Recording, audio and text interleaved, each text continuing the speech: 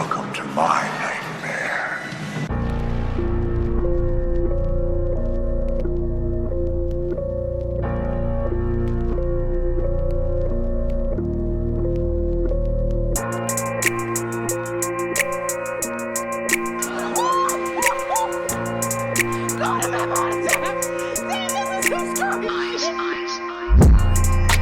Alright, welcome back, my fellow spooky folks. It's your boy Trigger Troy, and welcome to Man of Horror, my horror pod where I talk all things scary.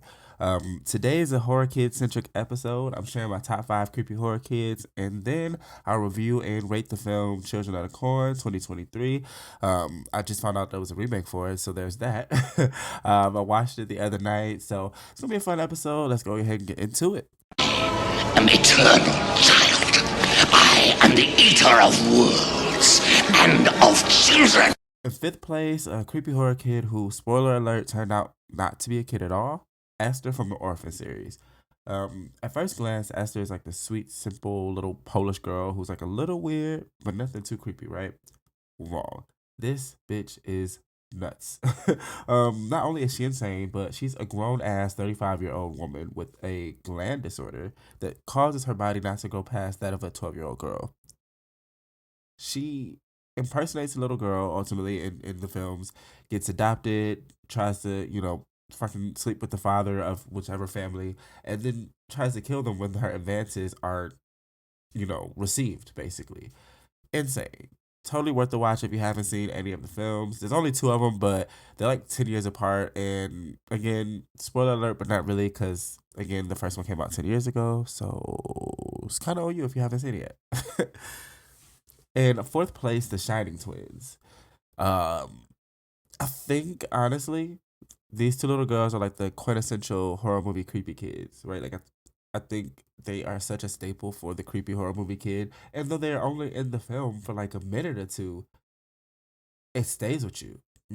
I still remember the first time I saw the scene. They're standing at the end of the hall, dressed like in some old timey looking shit with this pale ass skin and these deadpan eyes, like, and then the voices, "Come play with us, Daddy, forever." Oh, it's just definitely chill inducing. Everything about it was terrifying. An amazing job. And it's wild because again, it's such a short part, but it's so cemented in horror culture.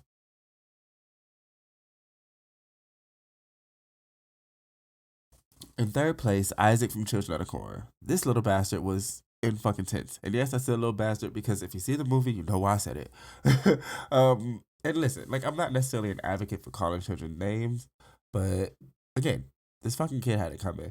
If you haven't seen Children of the Corn, it's a Stephen King classic that's about a town that's run by a cult of children, basically, who decide to kill anyone over the age of 18. The leader of said cult is this damn fucking kid, Isaac. And, while he's ultimately, spoiler alert, being controlled by like a demonic thing in the town's cornfield, for the most part, he calls the shots. And he just has such a creepy fucking look to him. Like, the actor who did this, the little kid, he does this amazing evil kid glance in this movie that just will send chills down your spine, right? Like, and I have to shout out the remake that I'm gonna review a little bit later in the episode. The child that they chose for this one did an amazing job too. Like, she was an amazing successor to the original. And yes, it's a girl this time, so I already gave that idea to you guys. So yeah. In 2nd place, speaking of evil kid glances, the first to do it, or at least the first that I can fucking remember to do it, Damien from The Omen. Religious horror is like one of my favorite horror genres, and it's one of the rare genres that actually gets to me, like actually fucks with me. And couple that with a creepy horror kid, I'm sold. The Omen series is ultimately about the Antichrist, his birth, and his rise to power. The first film is, I think, the best in the franchise, and then the most classic. Honorable mention to the kid who played the role in 2020, in the 2006 version. I'm so stuck in the 2020s, right? But played the role in the 2006 version, and they both have an amazing, amazing evil kid deadpan stare. Like it's perfect. It's like with the little smirk. Like if you don't get chills when you see either of these kids do the fucking evil kid glance deadpan stare thing, like you might be dead inside too. Cause yeah. Now in first place, the OG creepy horror movie kid who technically isn't creepy by herself, but rather due to possession, Reagan McNeil from The Exorcist. Another religious horror and the first of its kind. And if The Exorcist didn't fuck you up as a kid, then there's definitely something wrong with you. Um, because literally, like, everything about this movie was just terrifying. The head spinning, the voice, the vomit, the wild body movements, everything about the way the character just screamed, stay away from this. And granted, again, it's her fault, sorta, kinda, right? Because she was playing with the Ouija board. And fuck her mom for not telling her not to play with it. I love horror. I fuck with all the supernatural shit. I'm really spiritual, so I do not mind diving into darker topics sometimes. But Ouija, that's just like something I'm just not. I just won't play with it. I can't. So I mean, ultimately, she still didn't deserve like the absolute fucking carnage that the demon brought to her body.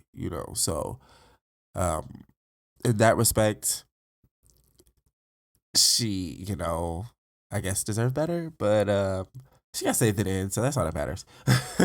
Definitely a classic. So if you have not seen The Exorcist, then you definitely get the fucking bell here on Man of Horror. Shame. Power of Christ! That the power of Christ compels you! All right, so that was my top 5 creepy horror movie kids. Let's go ahead and get into this Children of the Corn 2023 remake. Now, I want to start off by saying it's not the worst horror remake, right? Horror remakes definitely can get a bad rep sometimes, and remakes in general, I think, and they are very hit or miss. This one is more on the hit side. It's not the worst, but yeah, I'll leave it at that. So originally, again, if you don't know the story of Children of the Corn, it's a classic from the originally a book from Stephen King, which was made into a movie in I believe like 1984, and it's about a town of children who basically operate as like a cult who worship, I guess, this cornfield essentially and follow this one little evil fucking kid, and they decide to get rid of anyone over the age of 18. So it's just a town run by children, basically. And yeah, with this one, same idea. I would say it's a bit more drawn out than the original, right? Like the original movie, I think, kind of just gets right to the point.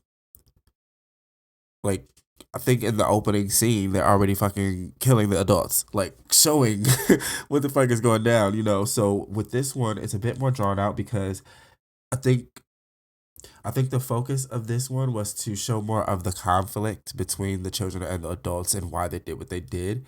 In the original one, that was less of a focus and just more on the happenings of the town in current moment versus how everything really got there. So this one is kind of like a few days before shit gets really, really bad, and then it gets bad. With that said, though, it is cool to see. I like a slow burn sometimes, so it was cool to just, I guess, see the buildup of animosity between the kids and the adults. And there's like a part where like the kids make threats and the adults are kind of like laughing, like like looking at them like, what, you're fucking kids, and then they prove like, oh, okay, yeah, let's show you. So for that matter, it was cool to see how they did that. And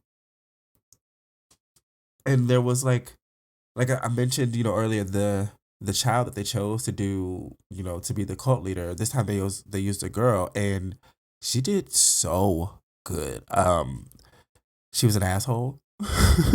This little girl was such a fucking asshole. Like I just wanted to. I was like, oh, she needs to get her ass whoops. Like what is going on? Like, but character wise, obviously that is what you want in this type of role. So she did amazing, and then she got the fucking creepy kid deadpan stare glare thing down. Perfect. Like if she looked at me like that, I'd be afraid. So outside of that, though, there is some kills that were pretty interesting in this one. There's one where it's kind of actually a little gory. Fucking, they hit this guy with like some kids basically hit this guy with some bats or whatever, metal bats, and one of them uppercut hits the man with the bat, like, and it swipes his face, and it like swipes some of his face off. Like there's like some face off. Like it's it's hard to explain, but like when you see it, you'll understand. And then there's another kill that I thought was interesting and kind of fucked up and unlocked a new fear for me. They basically, spoiler alert again, put a bunch of the adults in this pit, right? Mud pit in the middle of a cornfield that they dug out. And they had these big ass, like, I don't know, tractors or whatever, or cranes. Obviously I'm not a fucking construction Bob the Builder fucking farmer, so I have no idea. But the thing picks up a bunch of dirt is the point, and it drops it into the hole or the pit. So yeah, they basically just bury these fucking people alive. And there's people getting climbed over and like trampled on because there's other people trying to climb out as all the dirt is filling the pit. And before you know it, it's just all you see is like little hands poking out from the dirt and stuff. And it was just like imagining being in that moment. Like I'm real empathic. So that's what I base my scary movies off of too. Like if I was in this situation, if I was there, what would I do? And that's one of those, yeah, shit you can do. So yeah, that one fucked with me. Another thing I liked is the amount of inclusion the cornfield demon thing had with this one. It's not as much in the original as it is towards the ending, but in this one it's kind of almost from more so from middle to end in this one. But it just has a bigger presence than in the original one. So I like that. It was cool to see. Ultimately I decided to give this one 2.5 stars. 1 for watchability. It's enjoyable. Again, remakes can get a bad rep sometimes, so I totally understand the feeling of not wanting to check it out. But some are worth it. It didn't add too much new to the overall story. It was just something cool to watch. So definitely watchable in that regard. The other one I gave it here is kill count, because again, you figure they killed a town of adults, like a nice amount of fucking adults. Actually, yeah, all of them, all of the adults by the end of the movie are gone. So definitely a big count there. The last one I gave it half, right, for gore, because like I mentioned, you know, one of the gory kills is the one with the bat. There's some other ones that happen in there, but not everything about the movie is gory. So, you know, that's why it's the half. But again, definitely worth a watch if you want to, you know, check out something new. If you're just a fan of horror, just want to watch it. If you're a fan of Stephen King, fan of fucking creepy horror kid movies, whatever. Definitely worth it. Check it out. I see dead people.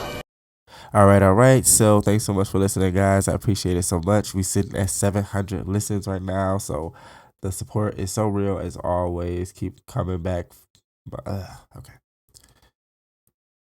All right. So thanks so much for listening, guys. I appreciate y'all so much. We sitting at 700 listens out here. So definitely keep the support coming. We definitely pushing for that 1K. Almost there. Don't forget to follow the Instagram page for the pod, Man of Horror _podcast. And until next time, stay spooky, folks. Peace. Eyes